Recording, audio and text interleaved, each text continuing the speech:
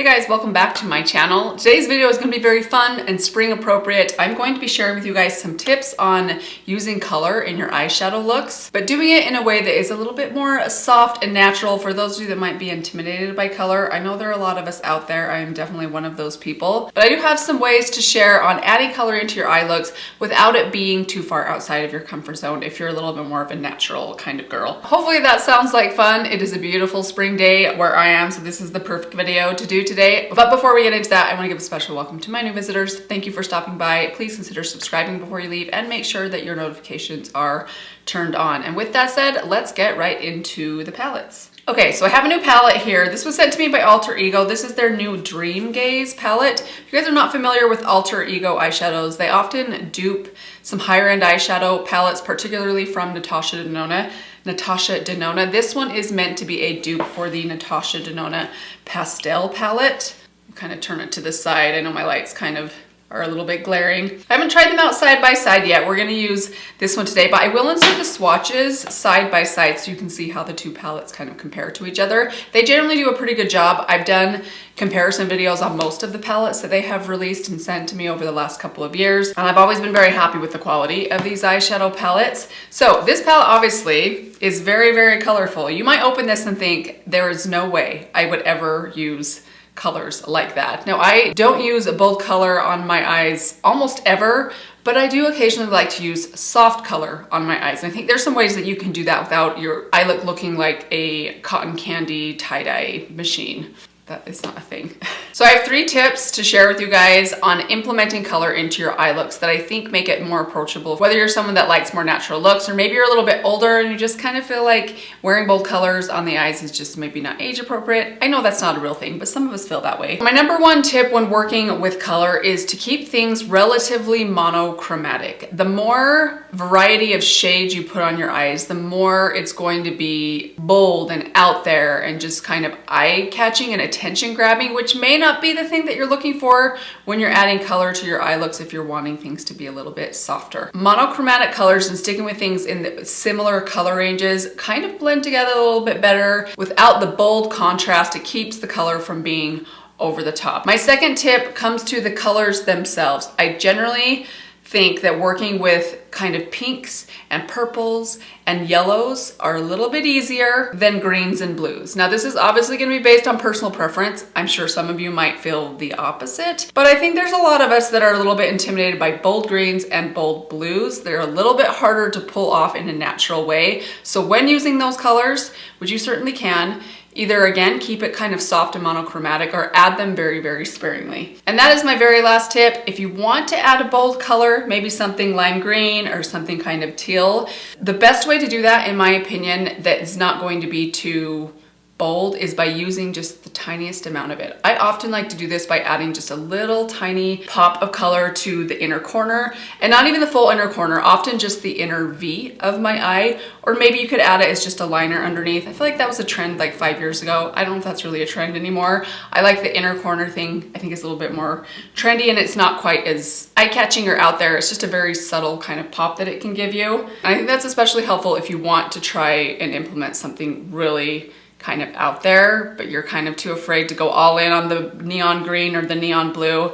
Add just a touch of it to your inner corner and see how you like that. One more tip when you're working with bold color, if you can keep things in the pastel range, which is one of the reasons I love these palettes so much, is because even though they're relatively bold, nothing is overly bright or primary color. They all are a little bit more soft and pastel, which just makes them a touch more wearable than something that is more of like a primary color, neon magenta or green or purple. Those types of colors are hard to look more natural regardless of how you use them. So keep things softer, your colors a little softer, and you'll find it will be a little easier. Okay, so we are going to jump into creating an eye look with this palette right here. I'm going to stick to mostly this side right here, and I think we'll add just a pop of something bold to the inner corner at the end just to show you guys kind of what that might look like. So I already have my foundation concealer and some bronzer on and my eyebrows done. That's all the makeup I have on so far. We'll do the eye look, add the mascara, finishing touches, then we'll come back and do the lips and the highlighter and the blush to finish things off. So we're gonna reach into this palette right here. Again, this is called the Dream Gaze palette from Alter Ego. I will link this down below for you guys in case you are interested. I wanna start off in this shade right here. This is kind of a creamier formula, but it's a nice light pastel rosy pink. This is going to work as my kind of base color and kind of my transition shade. Again, I'm gonna kind of keep things in this area here. You could certainly go like pink and purple. I feel like those are monochromatic enough that they're not gonna be too bold. But the more monochromatic you keep it, the more natural it's going to look. And I honestly just think pinks look good on just about anyone. I know there are some people that don't like them, but I have never seen someone that I thought looked bad in pink eyeshadow. Whether you're fair-skinned or dark-skinned, brown-eyed or blue-eyed, I just think pinks are like a universally beautiful shade, but I am partial to pink, so maybe it's just me. Okay, we're gonna add a little bit of that shade to the lower lash line. It's pretty light, so I don't feel like we need too much. I'm gonna take that on this kind of dense little smudge brush right here. Let's take a tiny bit of this purple.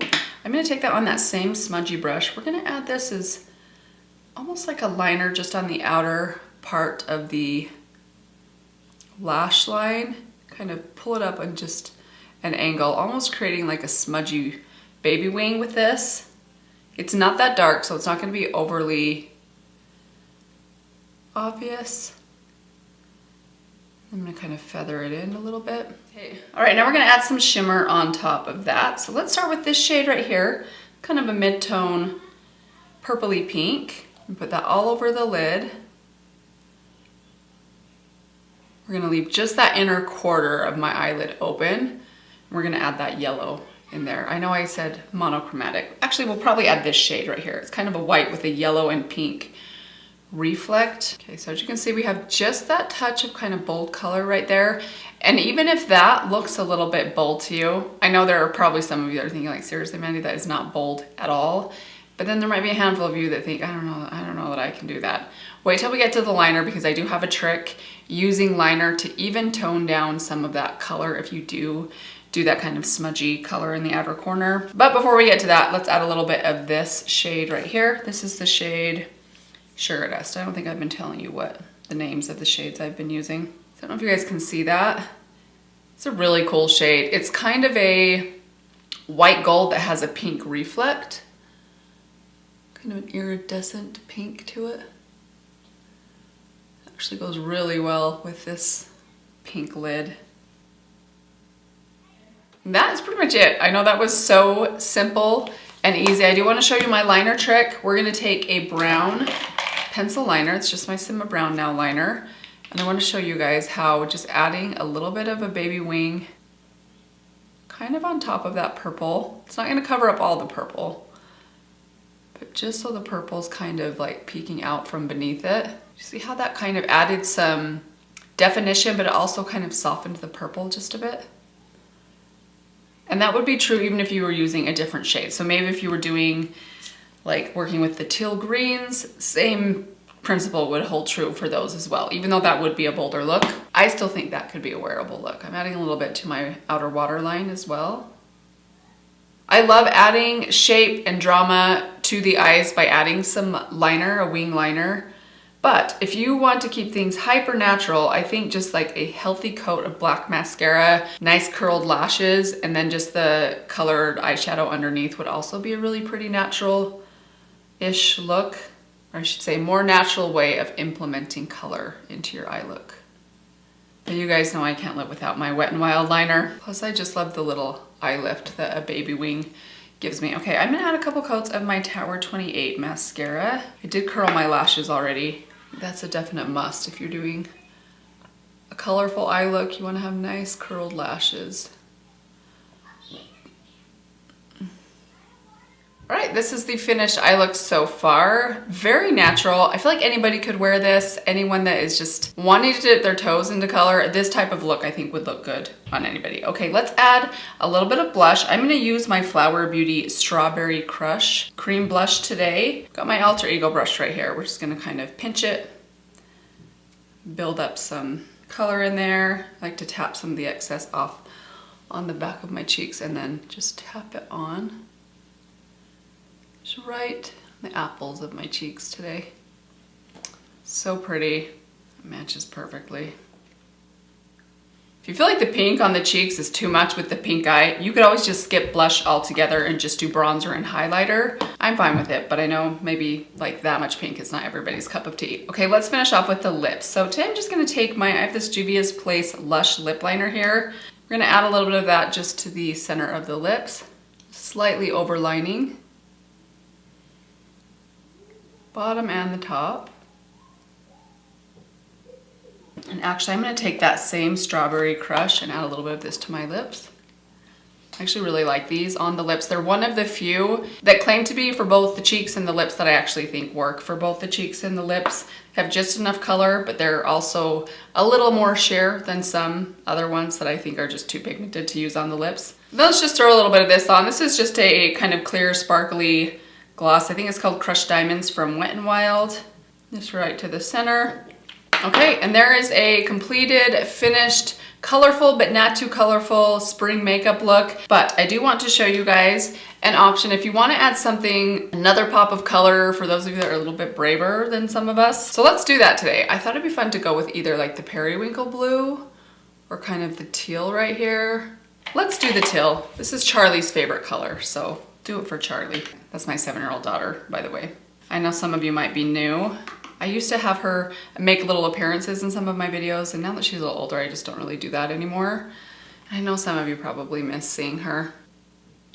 By the way, this is just a little pinpoint brush from Refer, but you could use any like small brush, even something kind of like a little concealer brush like this, and just kind of put it right on the very edge. And the great thing about doing something like this, you can try it, and if you feel like you don't like it or if it's out of your comfort zone, just get a Q-tip, a little bit of makeup remover, and you can easily wipe it off and add something else like the shimmer that we used on the lid. So don't be afraid to try something, especially small like this. It's really easy to change or to remove without it messing up your whole makeup look. Okay, there we have it. You can see just a tiny little touch of blue. It's almost barely visible. It's not something that someone's gonna see from a mile across the room. It just adds a little touch, a little bit of fun for those of you that like something a little bit more adventurous. So that is it, you guys. I feel like this is gonna be a short video today. I hope that you enjoyed this video. Hopefully it kind of got you in the mood for spring. Who could not be in the mood for spring right now? I mean, not everyone is having the weather that we are having today. It is literally 64 degrees, sunny, not windy outside, which is a rarity for a Utah spring. It is glorious. I'm so excited for spring weather. And I feel like this was the perfect makeup look to do for a day like this. But I hope that you guys enjoyed the tips that I shared. Hopefully this will maybe give you some encouragement to step outside of your comfort zone if you're looking to kind of spice things up, but you don't want to feel uncomfortable in what you're wearing. Thank you guys so much for watching today. Let me give you one final reminder. If you have not yet subscribed to my channel, be sure to do that before you leave, and I will see you guys in my next video. Bye.